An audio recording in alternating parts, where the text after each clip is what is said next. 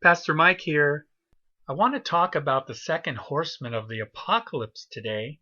He's written about in Revelation chapter 6, verse 3 and 4.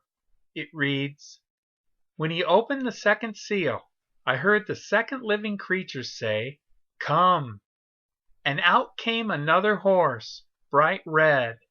Its rider was permitted to take peace from the earth, so that people should slay one another, and he was given a great sword."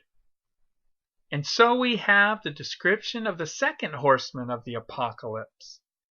Now, as I've already said it in the first horseman of the apocalypse video, each of the four horsemen who correspond with the opening of the first four seals in Revelation chapter 6 have been riding, as it were, in judgment and wreaking havoc since the time of Christ's ascension, and will continue to do so up until the time of Christ's second coming. Now, it's important to note the progression of the four horsemen as they're revealed.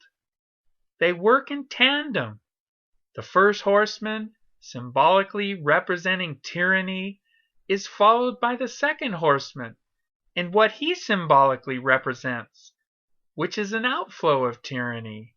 The third horseman is an outflow of what the second horseman symbolically represents, and the fourth horseman, likewise, is an outflow of what the third horseman symbolically represents. And so all the horsemen are linked together.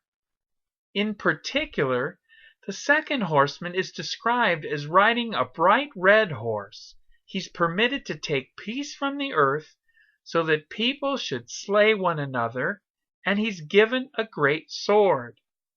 Historically, the second horseman has stood symbolically to represent war, and war typically is an outflow of tyranny.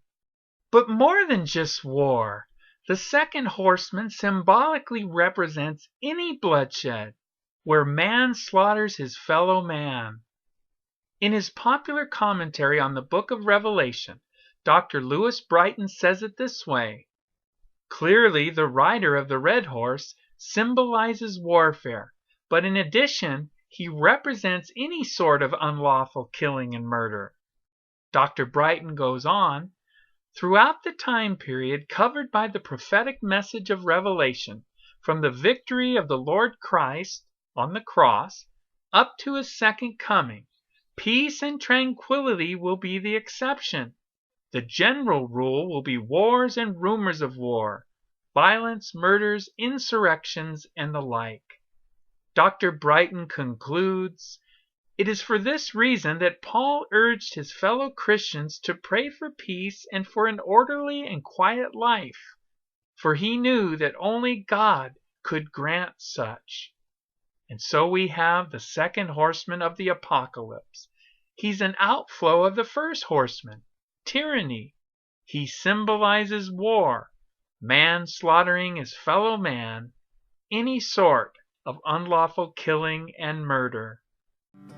He gives me love.